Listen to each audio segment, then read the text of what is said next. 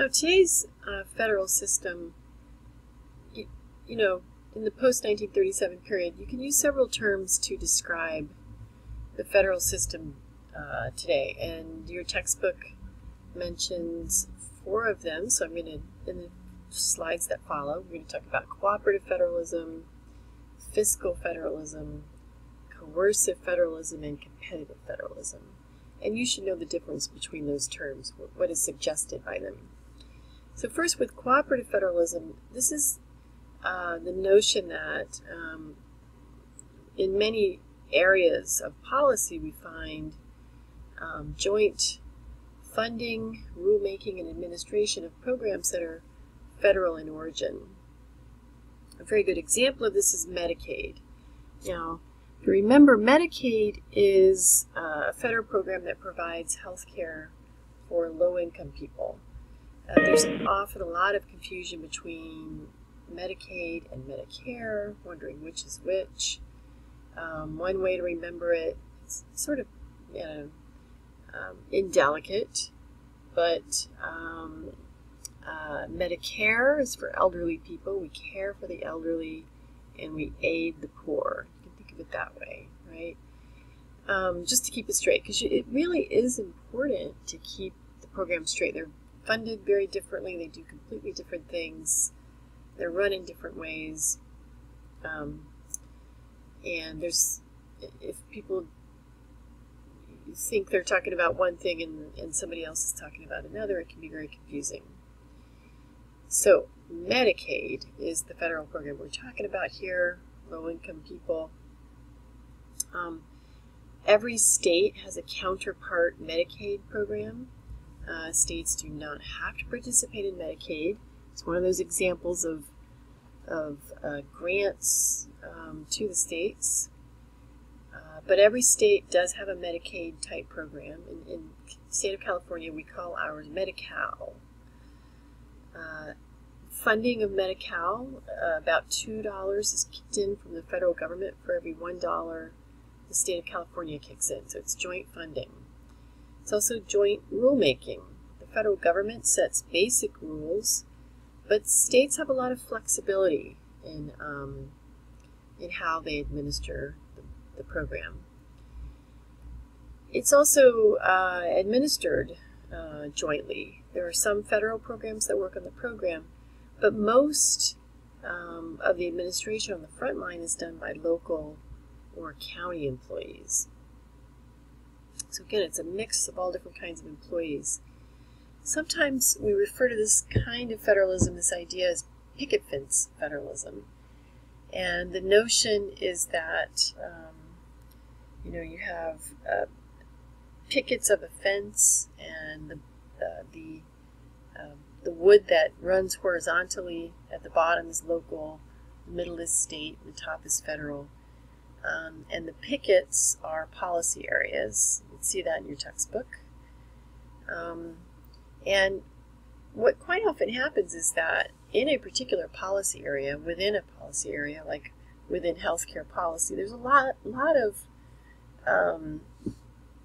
contact between federal, state, and local employees within that policy area. And quite often they have a lot more contact with each other up and down levels of government than they do with somebody on their same level of government in a different policy area. So for instance, the local government employees working on Medicaid would have a lot more contact with state and federal employees working on Medicaid than they would with local government employees doing environmental policy, for instance. So there's a lot of cooperation up and down levels. I want to show you this for a minute just to give you a sense of how important the federal funds are.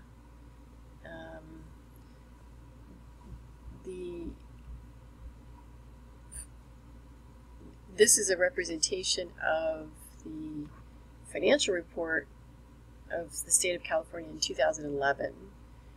And you can see the total revenue to the state of California in that year was $195 billion. Billion, right? And $93 billion of that was collected through taxes in the state. $67 billion came from the federal government in the form of grants. Most of that money was used for social welfare programs like Medicaid. But what is so crucial is that $67 billion is money the state of California did not have to tax its citizens to pay for those programs. And so it's a huge pot of money, and it represents, in a typical state, it represents about between 20 and 25% of all of the state's revenues come from the federal government in the form of grants. So it's pretty substantial. And so this brings us to fiscal federalism. Fiscal federalism is the study of the relationship between federal and state governments, considering the way that money passes from one level to the other. Fiscal federalism, the grants from the federal government to the lower levels of government, either in the form of block grants, which give us more flexibility to the states, or in the form of categorical grants, which gives less flexibility. So block grant, for instance, would say, okay, here's a big pot of money, use it for anything you want in social welfare. And then they might be able to decide if they want to spend it on health or education or whatever. Categorical grants say, okay, here's a pot of money to use specifically for Medicaid. So Medicaid itself is a categorical grant. And grants can be seen in this light as essentially the federal government trying to shape state and local policy by saying, okay, here's money we're going to give to you if you do these things. Right? States do not have to accept grants for these programs. They don't have to have a Medicaid program, but it's an awful lot of money to leave on the table. Coercive federalism refers to those policy areas in which states are required to conform to federal policy. Two kinds of examples: civil rights laws, for instance, having to install curb cuts under the ADA, and also environmental policy like the Clean Water Act. Now, during the late 1990s, a lot of this was unfunded, but today there's usually federal money made available to fund at least part of these programs. Now, coercive federalism is sometimes talked about as a way to use sticks. So if you don't do this, we're going to withhold money from you. One example of this mentioned in your textbook that gets a lot of attention is when the federal government told states that if they didn't raise their drinking age, that they would not receive federal highway dollars. And so the federal government, because it controls this giant pool of money, they can use that in the form of either carrots or sticks to direct or encourage policy at the local and state level. Another term that's used is competitive federalism. Now, when we say competitive federalism, we do not mean competition between the federal and the state governments. We mean competition between the state governments for the best mix of policies. And the states are always trying to attract desirable residents and businesses, and they do that through passing policies that they think are going to be attractive. So this is in the,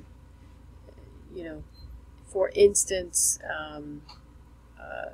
right now this experimentation with marijuana legalization. Certainly the states that pass marijuana recreational marijuana, Colorado, Washington, they're doing that because they think that that's going to be attractive to residents. It's going to bring them money. And they're certainly out in the front of the federal government on this, like we talked about, like one can talk about. And then citizens are free to vote with their feet. So if they don't like that policy mix, they can go somewhere else.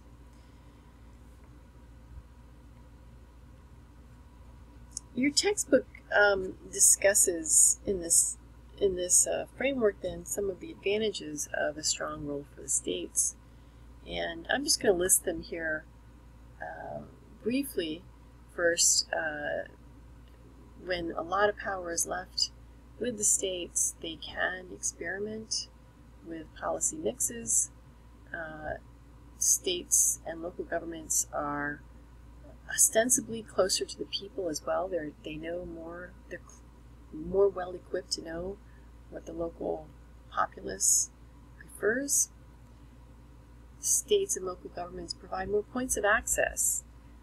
There are thousands and thousands of state and local government positions, lots of possibility for people to become involved in the process, whereas on the federal level, we have just a few hundred representatives representing the entire country. So more possibility of getting, being participatory at the local and state level.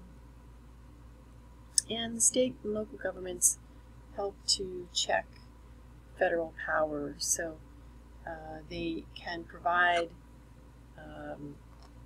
a place for citizens to take their concerns to if they don't find that they're being met at the federal level. Now, we can also talk about disadvantages of too much state power, and I do have more examples for this. This is, partly another textbook that I used at one point. Spent a lot more time talking about collective action problems that states face, and I want to discuss that a little bit here.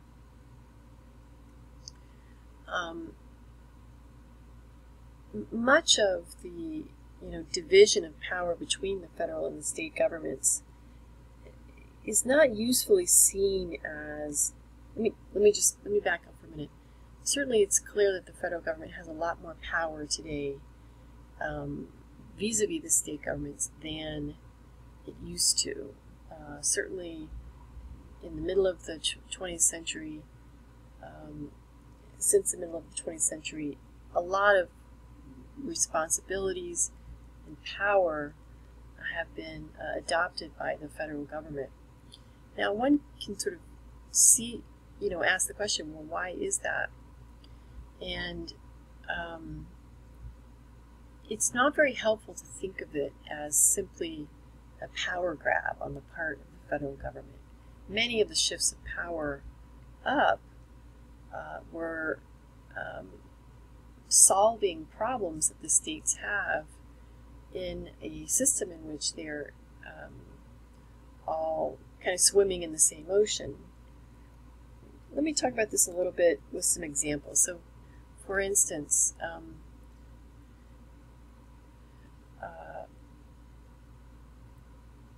when it comes to the question of natural disasters, for instance, we just saw, pretty momentous flooding in Louisiana, and we know that when those things happen, state and local governments can apply to the federal government for federal disaster relief. It makes a lot of sense to pool resources to respond to those kinds of things instead of each state maintaining kind of a stockpile of cash in case those things happen. It makes a lot more sense to kind of centralize that at the federal level. And of course, when you do that, you shift some degree of power up to the federal government. It's also the case that states, in many cases, are not as good at protecting civil rights as the federal government is. It's clear that many of the states without the prodding and the requirements from the federal government, would not be nearly so welcoming to minorities, disabled people, people who are gay, as they are in the presence of federal policy. So, left to their own devices, some states are not great on those questions. Another issue is what we might call cutthroat competition. So, one advantage of state power is that it might encourage competition between the states. But economists talk about something very specific referred to as cutthroat competition. When competition becomes damaging to those who are involved in it, they try to undercut one another so much that they end up without enough revenues to pay for the programs that their citizens want. So one of the things that happens, for instance, is states will compete with one another for having a lower tax base. Citizens don't want to pay as many taxes. Businesses will move around to the state with the lowest tax rate, and so states trying to attract those businesses will lower their taxes, and they're competing with neighboring states. And when they do that, sometimes they get themselves into a situation where they don't have enough money to actually pay for the programs that the citizens desire. Now, one of the least popular expenditures in terms of, if you ask citizens, what do you think we should be spending money on? Social welfare spending is not at the top of many people's lists. It's controversial. People think of it as, redistributing wealth and things like that. And so it's not surprising that in the system of grants from the federal government to the state governments, the biggest chunk of that money goes to social welfare expenditures. In a competitive environment, in a cutthroat competition environment, states will cut social welfare spending. They'll cut taxes, and then they'll cut social welfare spending, and maybe get themselves into a situation where they don't have enough to pay for it. And then steps in the federal government with Medicaid. And Medicaid is a very generous, to the states, very generous program that pays for something that is unpopular in the democratic sphere, which is health expenditures for low-income people. Now, I'm certainly not suggesting that that's not a good thing to be spending money on, but in the context of political engagement, quite often those things are very contentious, spending money in that way. And so states, for the most part, are happy to get that money back from the federal government to spend on those kinds of programs because they don't have to compete with neighboring states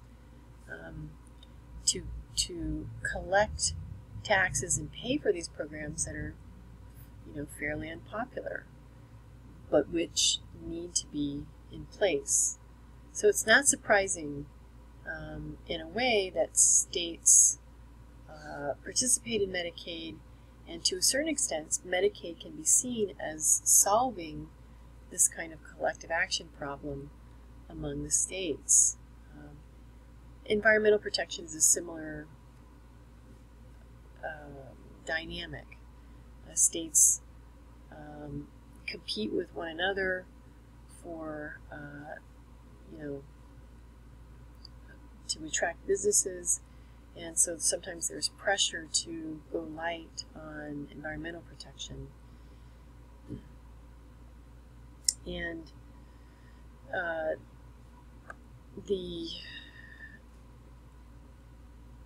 another issue is what we sometimes refer to as coordination problems. So when states try to coordinate their activities across state line, it's very difficult sometimes without a third party to kind of oversee this. An example is the system of interstate trucker driver's licenses. In the 1970s, there wasn't such a thing. This is, just a couple of decades after the federal highway system, and one of the things that is people started noticing, police officers started noticing, is that truck drivers driving across state lines, as a regular thing, were keeping several different driver's licenses in their cab from different states, so that they could kind of get away with breaking the law, driving too fast. 1 week they'd get pulled over for violating the speed limit. They'd give them one particular state driver's license. The next week they get pulled over in the same place. They give them a driver's license from a different state. So no one knows what's going on. Now, it's very difficult for an individual state to solve this problem. They don't have access to each other's records. They don't really want to give control over each other's records to other states. And so in the 1980s, the states actually got together and kind of requested that the Department of Transportation at the federal level set up a system that would enable them to track the driver's licenses of trucking across state lines. And that's what happened. The system was set up in the 1980s. States are not required to participate in this, but and it took several years, 6 or 8 years, before all of the states conceded to be part of this. But it makes a lot of sense for states. It solves a problem that they wouldn't be able to solve on their own. So in many ways, when states have too much power, or when the federal government is not involved in solving these problems, the states end up sort of competing with one another in ways that are detrimental to the state's interests.